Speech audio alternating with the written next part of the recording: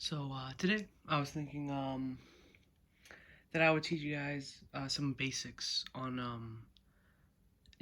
the fundamental and then we'll go a little more deep into the psychological aspects of rock paper scissors. The classic child game. But we use it in our everyday lives. As an adult, you want to use it to settle disagreements. Choose somewhere to eat, to what you're gonna name your illegitimate child. All the fun stuff in your everyday life. You gotta use, flipping a coin, rock paper scissors, stuff like that, with a little bit of luck and a little bit of skill.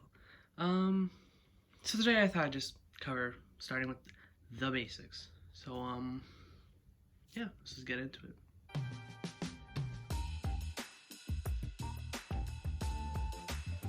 So there are generally three options when you play rock paper scissors, right? You got rock, you got paper, you got scissors. Scissors. You go wacky and it's fine. You got scissors, generic scissors. You kind of know the rules, I hope, but maybe you don't. So that's why I'm here. Scissors gets beat by rock, rock gets beat by paper, paper gets beat by scissors. It's basically a triangle of love, and yeah, that's what makes it a little fair. You got like what the fuck's the statistic? 33% chance of winning. 33, third.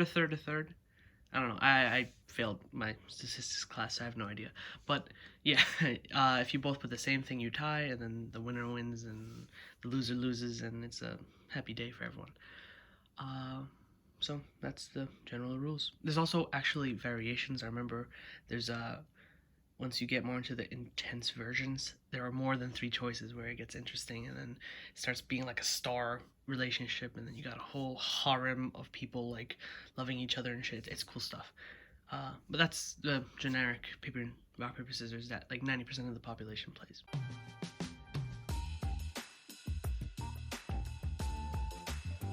So those are the like building blocks, right? Like the chess pieces of rock paper scissors. Now we gotta cover the actual gameplay. When you play rock, is that an onion skin? This is get that out of the way. When you play rock paper scissors, generally you need to time it so you both do the object of your choice. I fucking zoned out. You both do the object of your choice at the same time, so no one reacts to what you put and then switches, and then you don't have arguments like that. Generally you'd either do rock paper scissors shoot, or you do rock paper scissors say shoot. And this is something you have to agree upon beforehand. You gotta agree on the terms. Maybe you have a lawyer present to supervise the transaction and all that fun stuff, but you want to agree on that beforehand. Once you have agreed upon terms, this is where technique comes in. Very rarely, depends. Well, if you do one round of rock paper scissors, sometimes it'll just be the single choice, scissors. It's completely luck. You don't know what they're gonna pick. You don't know where their mind's at, so they might pick rock paper scissors. You don't know. However, it is fairly accepted among the rock paper scissoring community that you can change it to best of three or first to three. Generally best of three. Either or, but it usually doesn't go over best or first to three.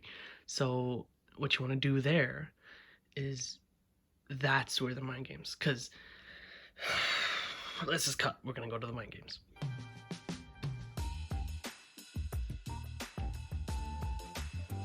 So let's say you lost the first game, or you won the first game of rock paper scissors. Now you want to do best of three.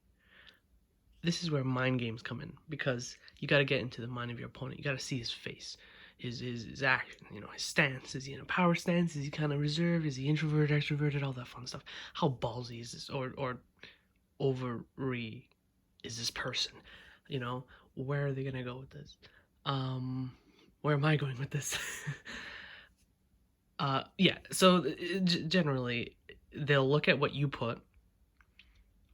Okay, mix up the fuck. I'm getting lost. It's like 2 a.m. My bad. Okay. Okay, I've taken a couple seconds to let oxygen enter my nostrils and let my blood cells just replenish their oxygen content. Shit. Okay. Anyways, you gotta pay attention to what they put and what you put, because a lot of times, if you win the first round of rock paper scissors, they will try to counter that. That would be the rational thing, right? Like, oh, he did rock, so this time I'm gonna do paper. So you do paper, then your mind says, oh, he's gonna counter what I did, so you do scissors, right? But that's so obvious, right? Anyone with an IQ over like 1 will think he's not gonna do the same thing again. So you do the same thing again. That's the no mix up, yeah?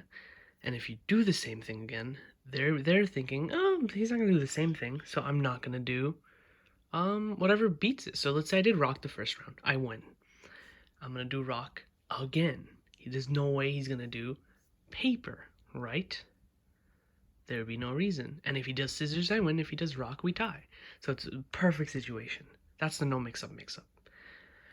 And then if people abuse this, and you'll learn after 1 or 2 games of rock, paper, scissors, some people do, then it's a whole new set of mind games that gets really complicated. I'm not going to go into that. But yeah, the no mix up is a really strong thing. You know, it's like, will I do it once, twice, 3 times? Maybe I'll just keep going. I'll never switch. You get cocky with it, you'll be caught with your hands in your pants. But yeah, just use it sparingly, use it randomly, and no one will be the wiser. So yeah,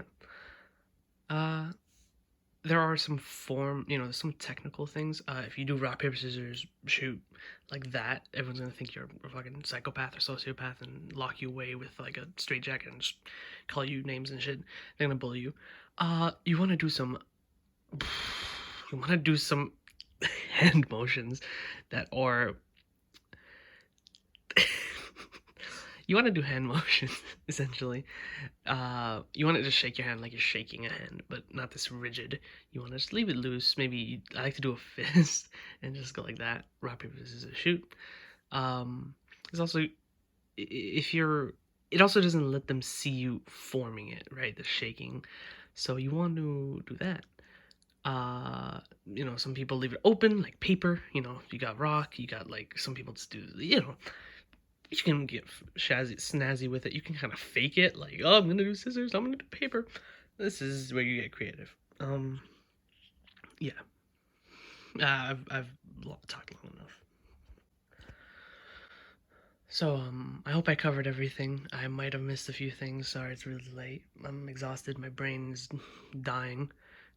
School's starting back again soon. My winter break's over, so that's fun. But yeah, I hope I was able to help you guys. And we're gonna take everything we learned here today, and you and me, we're gonna have a little game of rock paper scissors ourselves. If you win, good for you. Okay. Rock paper scissors say shoot. Oh, if you lose, you're a loser. Sucks for you. Okay, adios.